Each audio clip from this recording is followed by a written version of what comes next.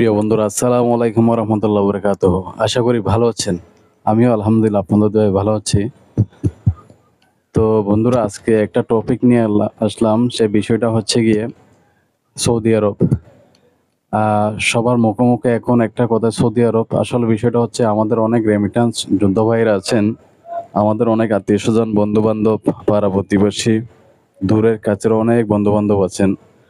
তো এখন শুনতেছি সৌদি আরব বাংলাদেশিদের অথবা অন্যান্য কান্ট্রির লোকদের ধরপাকড় শুরু করছে, বিশেষ করে শুনতেছি বাংলাদেশিদেরকে। তো একটা বিষয় বেশি কানে আসছে, বিষয়টা হচ্ছে গিয়ে ফিলিস্তিন বিষয় নিয়ে, গাজা বিষয় নিয়ে, ইসরায়েলদের এই বিষয়টা নিয়ে বাঙালিরা ওখানে বিভিন্ন ধরনের কথাবার্তা, বিভিন্ন ধরনের স্লোগান দেওয়ার কারণে সৌদি আরবের যুবরাজ সালমানকে নিয়ে কটু কথা বলাতে ওনারা এই বিষয়টি নিয়ে একটু মাথা চাড়া দিচ্ছে। তো এই কারণে একটু ক্রুদ্ধ হয়ে বাঙালিদের উপর এই ইয়াটা নিচ্ছে। তো সেক্ষেত্রে দেখা যাচ্ছে বাঙালিদের ধরপাকড় শুরু করছে। তো আরেকটা বিষয় হচ্ছে, সেটা আমার এক প্রবাসী ভাই আমাকে একটু ক্লিয়ার করলো। প্রতি বছর বড় হজের আগে বেশ কিছু মানুষকে বাংলাদেশে অথবা বিশ্বের বিভিন্ন প্রান্তের মানুষকে ধরে পাঠিয়ে দেয়। তো এটা নাকি প্রতি বছর হয়।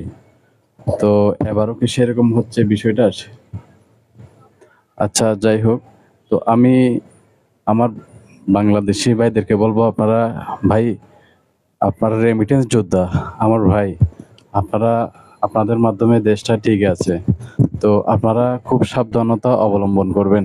আবার বলি, খুব সাবধানতা অবলম্বন করবেন। আসলে আমার গলাটা শুকিয়ে যাচ্ছে, এই কারণে বিদেশ যেতে কি রকম পরিশ্রম করতে হয়, সেটা ইউরোপ কান্ট্রি হোক, মিডল ইস্ট কান্ট্রি হোক, আদার্স কান্ট্রি হোক, কি পরিশ্রম করতে হয়, কি কোন মাথায় কি হেডেক নিতে হয়, অ্যাকচুয়ালি আমি জানি।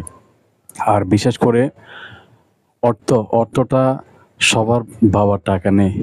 অনেকে আছে বাড়িঘর ভিটা বন্ধক রেখে, লোন নিয়ে, বিভিন্ন প্রতিষ্ঠান থেকে ঋণ নিয়ে, আত্মীয় স্বজন থেকে নিয়ে, এইভাবে অনেকে বিদেশ পাড়ি জমাচ্ছে একমাত্র স্বপ্নের জন্য, নিজের জীবনটা সুন্দর করবে, পরিবারের মুখে হাসি ফোটানোর জন্যে। তো বন্ধুরা, আপনাদেরকে বলবো, কষ্টের টাকা উপার্জন করবেন ইনশাল্লাহ, তবে সাবধানতা অবলম্বন করবেন। এই মুহূর্তটাতে আপনারা, পরিস্থিতি সব জায়গায় প্রবলেম এই ধরনের হয়, পরিস্থিতি এই ধরনের গোলাটা হয়, আবার একটা সময় গিয়ে আবার এটা শিথিল হয়ে যায়। তবে ওই মুহূর্তটা, যে ইয়াটা বিশৃঙ্খলার মুহূর্ত, যে কষ্টের মুহূর্তটা, এটা একটু কাটিয়ে ওঠা, ওই সময়টা আপনাদেরকে একটু সাবধানতা অবলম্বন করতে হবে। ইনশাল্লাহ ইনশাল্লাহ আমি আপনাদের জন্য দোয়া করি, এটা কামিয়াবি হোক, আল্লাহ আপনাদের রহমত করুক। তো অনেকগুলা বিদেশি ভাই রেমিটেন্স যোদ্ধা যদি বাংলাদেশে চলে আসে, আমাদের দেশের অবস্থা কি হবে? অবশ্যই আল্লাহ যার যার রিজিক তাকে ওইভাবে দিয়ে দেয়। তারপর আমি বলবো আপনাদেরকে, আপনারা খুব সাবধানতার সাথে অবলম্বন করবেন, ভালোভাবে থাকবেন। আর ভাইদেরকে বলবো, অন্যান্য কান্ট্রির মতো আমাদের বাংলাদেশের মানুষের অনেক পরিশ্রম করে।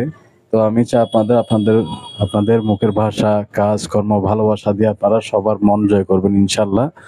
তো বন্ধুরা, আপনাদেরকে আমি বারবার বলছি, আপনারা একটু সাবধানতা অবলম্বন করবেন। আর সামনের বিশ্বকাপ হচ্ছে সৌদি আরবে, সেই ক্ষেত্রে একটা নতুন সম্ভাবনার দুয়ার খোলা থাকবে ইনশাল্লাহ। তো এই মুহূর্তটা আপনারা একটু হুঁশিয়ার হয়ে চলবেন। তো বন্ধুরা, ভালো থাকবেন আর দোয়া রাখবেন। ইনশাল্লাহ আমি আপনাদের জন্য দোয়া করি। আসসালামু আলাইকুম রহমতুল্লাহ বরকাতুহ।